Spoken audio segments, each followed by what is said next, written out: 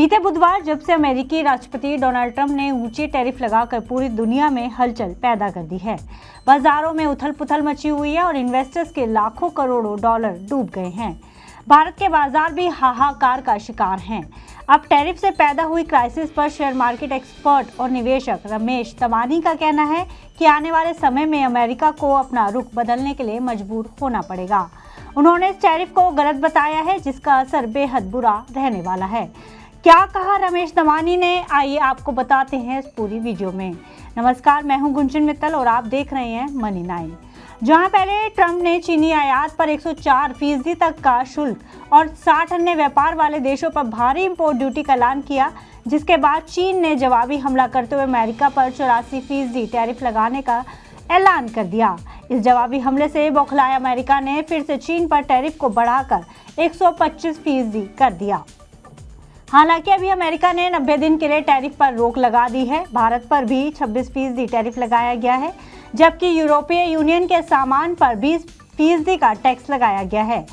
10% baseline tariff को पहले ही शुरू कर दिया गया था। इससे एशियाई अर्थव्यवस्थाएं सबसे ज्यादा प्रभावित हुई हैं, जिनमें कंबोडिया और वियतनाम पर 49% और 46% टैरिफ लगाने का ऐलान किया गया था। ऐसे में देश के बड़े इन्वेस्टर रमेश दमानी का कहना है कि आखिर दुनिया में ये क्या हो रहा है। कई बार आप इस स्थिति को समझा नहीं सकते, बस आपके पास इसे समझाने के लिए कोई इमोशन नहीं बचते। ये टैरिफ अमेरिका को आगे ले जाने की बजाय फिर से अमेरिका को पीछे ले जा रहा है, जिससे अमेरिका की स्थिति अब के मुकाबले और खराब होने वाली है।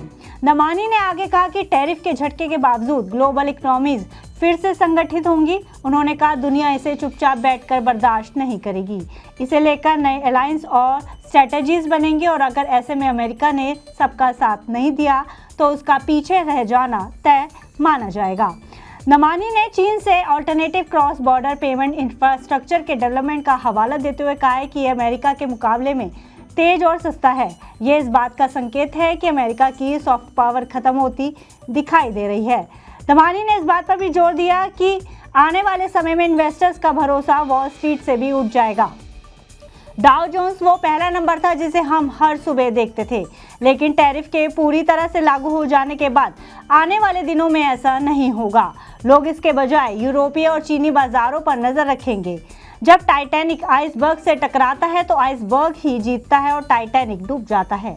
ऐसे में अमेरिका को लग रहा है कि वो सही है, लेकिन जनता का दबाव, ज्यादा महंगाई और वॉल स्ट्रीट पर आर्थिक दर्द उन्हें पीछे हटने को मजबूर करेगा। हालांकि दमानी ने इन हालातों को भारत के लिए सही बताया है। दमानी ने कहा है कि भारत और अन्य उभरते बाजारों को लेकर मैं पॉजिटिव हूं।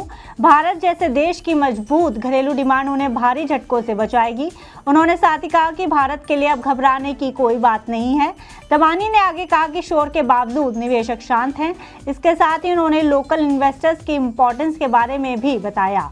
उनका कहना है कि जिस तरह FIIs की संख्या अब सुर्खियों में नहीं रहती, उसी तरह लोग महसूस कर रहे हैं कि घरेलू फ्लो भी बाजारों को थाम सकता है। उन्होंने भारतीय निवेशकों को उन कंपनियों की तलाश करने की सलाह दी जो इस बदलाव से लाभ उठा सकते हैं। फिलहाल चौतरफे हमले के बीच और मार्केट में तेज गिरावट के चलते ट्रंप ने रेसिप्रोकल टैरिफ पर 90 दिन तक के लिए रोक लगा दी है, जिसके बाद से एक बार फिर से अमेरिकी बाजारों में जोरदार तेजी है। ट्रंप ने फिलहाल 75 देशों के लिए रेसिप्रोकल टैरिफ पर 90 दिन तक के लिए रोक लगाने का ऐलान किया है। हालांकि इसी बीच उन्होंने चीन पर जवाबी हमला करते हुए चीन के लिए टैरिफ को बढ़ाकर 125% कर दिया है।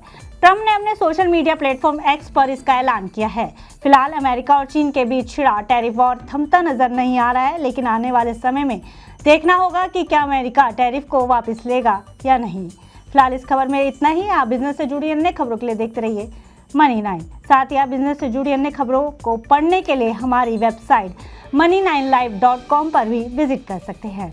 मुझे दीजिए इजाज़त। इस खबर में फिलहाल इतना ही।